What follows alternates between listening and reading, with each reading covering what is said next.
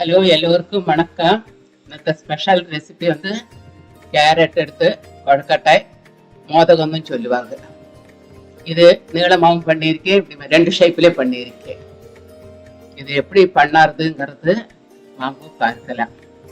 இதுக்கு வந்து நான் 1 கிலோ கேரட் எடுத்துட்டு இருக்கேன். அது நல்லா சுத்தம் பண்ணி கழுகி சீவி வச்சிருக்கேன். இந்த மாதிரி கண்டதில் வச்சு நம்ம நல்லா சீவி எடுக்கணும். இது வந்து கேரட்டை எடுத்து அலுவாவும் பண்ணியிருக்கேன். இன்ட்ரெஸ்ட் உள்ளவா போய் பார்க்கலாம். இதை வந்து கேரட்டை வந்து நல்லா இது மாதிரி சீவி எடுத்துக்கிறோம், எல்லா கேரட்டையும்.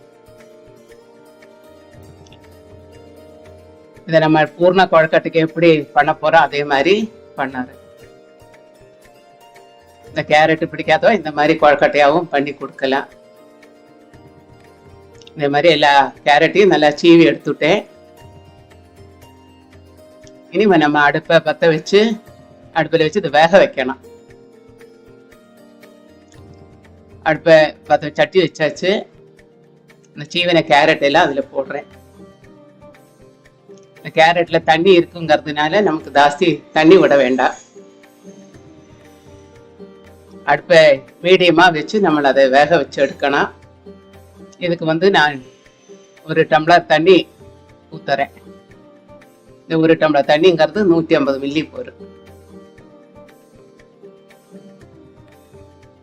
நல்லா இலக்கி கொடுக்குறேன். அப்புறம் மூடி வச்சு விடுவேன். எப்படியோ அதை ஒரு 15 நிமிஷத்துல ஆயிடும்.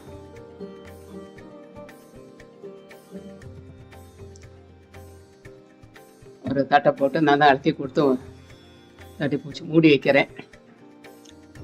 மூடி வச்சதுக்கு அப்புறம் ஒரு 5 நிமிஷம் கழிஞ்சு நம்ம மூடியை திறந்து பார்க்கும்போது நல்லா வந்துருக்கு. இதுக்கு வந்து நான் 1 மூடி தேங்காய் எடுத்துட்டு இருக்கேன். அந்த 1 மூடி தேங்காயும் வந்து நல்லா சிறுவி வச்சிருக்கேன். அதையும் அதில் போட போறேன். 5 நிமிஷம் கழிஞ்சு எடுத்து பார்க்கிறேன். கேரட்டு நல்லா வந்தாயிடுச்சு. இன்னும் கொஞ்சம் தண்ணி இருக்கு, அது வெத்தணும். இதே ப்ரொசஸ் தான். அதில் சர்க்கரை போட்டு நம்ம முந்திரி பருப்பெல்லாம் போட்டு நெய் விட்டு நல்லா பண்ணியிருக்கோம். கேரட் அல்வா இது நம்ம வெல்லம் போட்டு பண்ண போகிறோம். நல்லா வந்தாயிடுச்சு. அந்த தண்ணி கொஞ்சம் வெத்தணும்.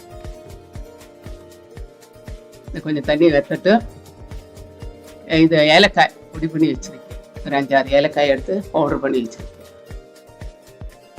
இதில் வெள்ளை பவுடர் அதையாக்கும் போட்டு பண்ண போகிறோம். சர்க்கரை வேணாலும் போட்டுக்கலாம், சுகர் ஜீனி சொல்கிறோம்னா அதையும் போட்டுக்கலாம். இது வெள்ளை போட்டு வெள்ளை பவுடர் போட்டு பண்ண போகிறோம். இந்த 1 கிலோ கேரட்டுக்கு 1 டம்ளர் வெள்ளை பவுடர் போட்டிருக்கேன். போட்டு நல்லா இலக்கி கொடுக்குறேன். அப்புறம் நான் 1 மூடி தேங்காயும் போடுறேன். அதுக்கு ஒரு 1/4 டம்ளர் கூட போடுறேன். இதே வெள்ளை பவுடர் அதையும் நல்லா இலக்கி கொடுக்குறோம். அந்த வெல்லம் அழியறது. இந்த தேங்காயும் போட்டுட்டு இதில் இந்த 1 மூடி தேங்காயை செருவி வச்சிருக்கேன் இல்லையா, அதையும் அதில் போட்டாச்சு. இது எப்படி நம்ம தேங்காய் பூர்ணம் கலருவோம் அதே மாதிரி நல்லா கெட்டியாக கலருவோம். அவ்வளோ நல்லா டேஸ்டியாக இருக்கு. அந்த தண்ணியெல்லாம் வெற்றி இருக்கட்டு அடுப்பு சிம்மில் வச்சுருக்கேன். இதுக்கு வந்து நான் 1 டம்ளர் அரிசி எடுத்துட்டு இருக்கேன். ஊற வச்சிருக்கேன். நல்லா 2-3 மணிக்கு ஊறாச்சு.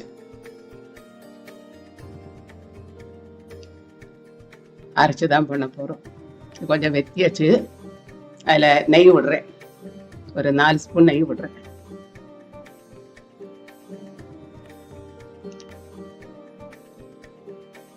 அந்த வேகிற வரைக்கும் மீடியமாக வச்சுருந்தேன். இப்போ அது ஆகிறதுக்கு வச்சுக்கும் போது நம்ம அதை சிம்மில் வச்சிருக்கேன். இப்போ நல்லா இறுக்கி விடுத்தது. இப்போ அது ஏலக்காய் பவுடரும் அதில் போட்டாச்சு. இந்த நெய்யெல்லாம் விட்டு பண்ணும்போது கொஞ்சம் டேஸ்டியாக நல்லா இருக்கு.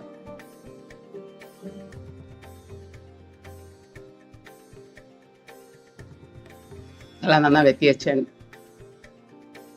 நல்லா சுருளை இப்படி வதக்கி எடுக்கணும். பூர்ணத்துக்கு எப்படி பண்ணுவோம், பூர்ண கொழக்கட்டைக்கு அதே மாதிரி தான். இந்த அரிசியை வந்து ஊற வச்சிருக்கேன், 2-3 மணிக்கூர் ஊறி இருக்குன்னு தான். இதை நம்ம வந்து அரைச்சி பண்ண போகிறோம். மிக்சி ஜாரில் அந்த அரிசியை 2-3 தடவை கழுவிட்டு அதை போட்டால் வச்சதில் அதில் அந்த தேங்காய் உடைச்ச தண்ணி இருக்க அதையும் அதில் விட்டுறேன். அதையும் விட்டு கொஞ்சமாக தண்ணி ஊற்றி அரைச்சி எடுக்கணும். நல்லா நைஸாக அரைச்சி எடுக்கணும். இந்த அரிசி பவுடர் பண்ணியும் பண்ணலாம், இந்த நான் அரைச்சி பண்ணேன். நான் அரைஞ்சாச்சு. இதுக்கு வந்து அடுப்பில் சட்டி வச்சுருக்கேன். இந்த அரிசி எந்த டம்ளரால எடுத்தேனோ அந்த டம்ளராலேயே 1.5 டம்ளர் தண்ணி ஊற்றிருக்கேன். கொஞ்சம் உப்பு போடுறேன், சால்ட். ஏன்னா கொஞ்சம் உப்பு போட்டு உப்பு இல்லாமல் பண்ணக்கூடாது. 1 ஸ்பூன் நெய் விடுறேன். நெய்க்கு பதிலாக நல்லெண்ணெய் கூட விடலாம். நல்லா தண்ணி கொதிக்கிறது. ஒரு கையால் இளக்குறேன், ஒரு கையால் அந்த மிக்சி ஜாரில் இருந்து அந்த மாவை விட்டு நல்லா இளக்கி கொடுக்குறேன். நல்லா அந்த மாவை கிண்டி நல்லா வேகணும். மாவு கொஞ்சம் கூடி தண்ணி விடலாம். அந்த மிக்சி ஜாரில் கொஞ்சம் தண்ணி ஊற்றி அதையும் விடுறேன். அந்த மிக்சி ஜாரில் கொஞ்சம் தண்ணி ஊற்றி அதையும் விட்டுறேன். 2 தடவையாக அப்படி விடுறேன். ஒரு 50 மில்லி இருக்கு. 2 தடவையாக அதையும் விட்டுறேன். மாவு நல்லா வேகணும் இல்லையா? மீடியமாக வச்சுருந்தேன் ஃபஸ்ட்டு. இப்போ சிம்மில் வச்சு நல்லா அந்த மாவை நல்லா இளக்கி நல்லா வந்தாச்சு. மாவு தண்ணியை தொட்டு மாவை தொடுறேன், நல்லா வந்தாச்சு. இப்போ நம்ம அதை அடுப்பை ஆஃப் பண்ணி வச்சு கீழே இறக்கி வச்சு இளக்கி நல்லா வந்தாச்சு. பார்த்தாலே தெரியும். நீ அந்த பூர்ணத்தை வந்து நான் ஒரு பிளேட்டில் எடுத்து கொட்டுறேன். நீ அதை உருட்டி வைக்கிறேன். கை பொறுக்கிற சூடு இருக்குது, நல்லா ஆறலை. கை பொறுக்கிற சூடு இருக்குது. அப்போ அதை உருட்டி வைக்கிறேன். நமக்கு எவ்வளோ சைஸ் வேணுமோ அந்த மாதிரி நம்ம உருட்டி வச்சுக்கலாம்.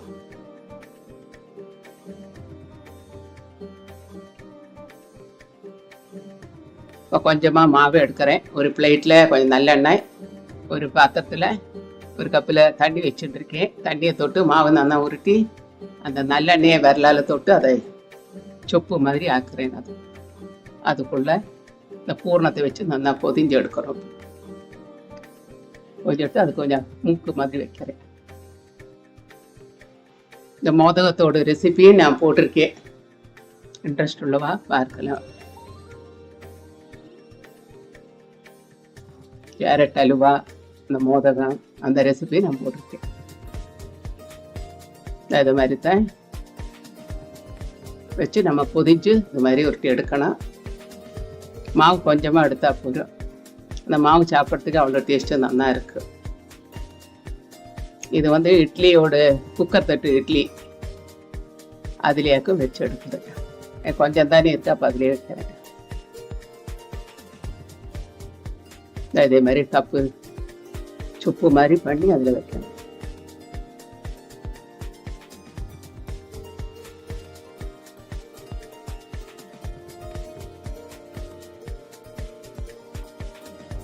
இந்த கேரட்டோட பூர்ண மாதிரி கலரி இருக்கு இல்லையா, அதை எடுத்து வேறையும் ரெசிபியெல்லாம் பண்ணலை. இந்த எல்லா மாவையும் எடுத்து இப்படி கொழக்கட்டை மாதிரி பண்ணி வச்சு அதை அடுப்பில் அந்த மாவு கலரிக்கின அந்த சட்டியிலே ஒரு ஸ்டாண்டை வச்சு அதில் இந்த கொழக்கட்டையை இறக்கி வச்சுருக்கேன். தண்ணி சுடுற வரைக்கும் மீடியமாக இருந்து இப்போ சிம்மில் வச்சுருக்கேன். தட்டை போட்டு மூடி வச்சுருக்கேன். சிம்மில் வச்சு வந்துக்கிட்டு இருக்கு. மீதி இருக்கப்பட்ட மாவை நீளமாக உள்ள கொழக்கட்டையாக பண்ண போகிறேன். சோமாஸ் பண்ணுவோம் இல்லையா, அதே மாதிரி நீளமாக பண்ண போகிறேன். இதுக்கு வந்து கொஞ்சம் மாவு கொஞ்சம் கூட எடுத்துக்கணும். ஒரு 10 நிமிஷம் ஆகும் வேகத்துக்கு. அதுக்குள்ளே இந்த இருந்த மாவை பண்ணி விடலாம். அது மாதிரி நீளமாக வச்சுக்கணும். அதுக்கு பூர்ணத்தை வந்து நீளமாக வச்சு இது மாதிரி பொதியணும்.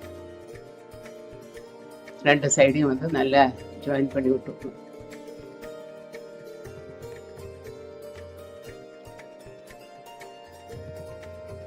மாவு ட்ரை ஆயிடுச்சுனாக்கா விண்டு விடும் கொழுக்கட்டை. ட்ரை ஆகாமல் பார்த்துக்கணும்.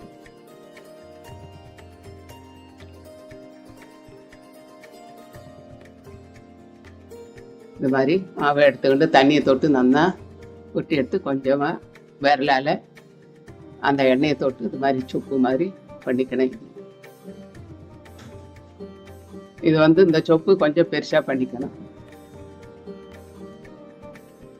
ஏன்னா இதில் பூர்ணம் கொஞ்சம் ஜாஸ்தி வைக்கிறோம், அப்போ மாவும் அதுக்கு அனுசரித்து கொஞ்சம் ஜாஸ்தி எடுத்துக்கணும். இந்த நீளமாக வைக்கிறதுனால கொஞ்சம் ஜாஸ்தி வேண்டியது, அது மாதிரி நீளமாக வைக்கிறோம்.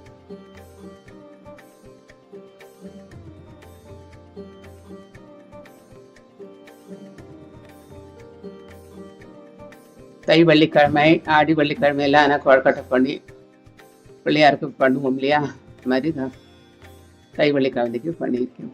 கொஞ்சம் டிஃப்ரெண்ட்டாக இருக்குன்னு பண்ணியிருக்கேன்.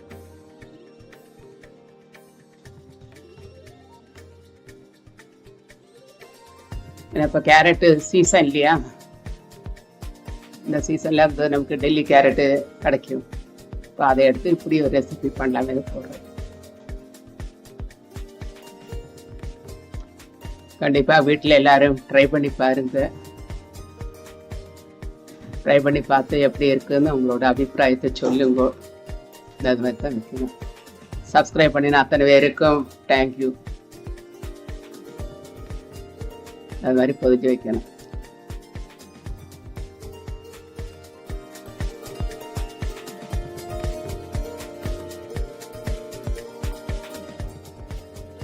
இந்த மாவை அரைச்சி பண்ணாததுனால கொஞ்சம் கூட நல்லா சாஃப்டாக நல்லா இருக்கும். கொழுக்கட்டை நல்லா டேஸ்டியாகவும் நல்லாவும் இருக்கும்.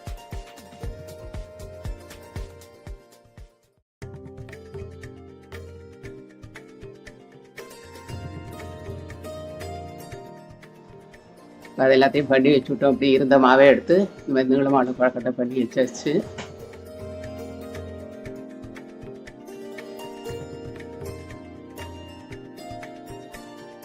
அடுப்பை 10 நிமிஷம் எடுத்து அடுப்பை வந்து திறந்து பார்க்க போகிறேன்.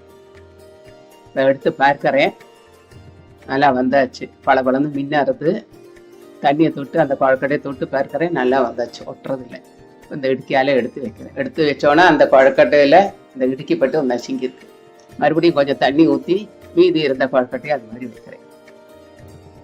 வேறு தட்டில் வச்சுருக்கேன். ஏன்னா அந்த தட்டில் உள்ள ஆறுனதுக்கு அப்புறம் தான் எடுத்து வைக்கணும்.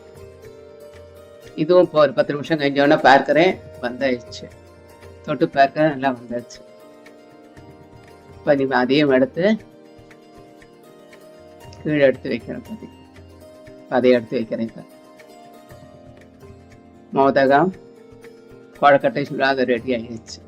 கேரட்டு போட்டுக்குள்ள மோதகம் ரெடி ஆகிடுச்சு. இது ரெண்டையும் எடுத்து வச்சுருக்கோம். நல்லா ஆறுனதுக்கப்புறம் பிளேட்டில் எடுத்து வைக்கணும். இதுக்கு வேண்டி ஒட்டாமல் இருக்கிறதுக்கு நமக்கு தட்டில் எண்ணெயை தடவலாம், இல்லைன்னா வாழை இலையை வச்சு கூட வச்சுக்கலாம். அப்போ ஒட்டாது. நல்லா வந்து விண்டுடுத்துதான். கொழுக்கட்டையெல்லாம் ஆறுனதுக்கப்புறம் இந்த பிளேட்டில் எடுத்து வச்சுருக்கேன். கேரட்டு மோதகம் ரெடி ஆயிடுச்சு. உங்களுக்கு எல்லாருக்கும் பிடிச்சிருக்கும்னு நினைக்கிறேன். பிடிச்சிருந்தா லைக் பண்ணுங்க, ஷேர் பண்ணுங்க, சப்ஸ்கிரைப் பண்ணாதவங்க சப்ஸ்கிரைப் பண்ணுங்க. இனி அடுத்த ஒரு இன்ட்ரெஸ்டிங்கான ரெசிபியோட உங்களை பார்க்குறேன். தேங்க்யூ.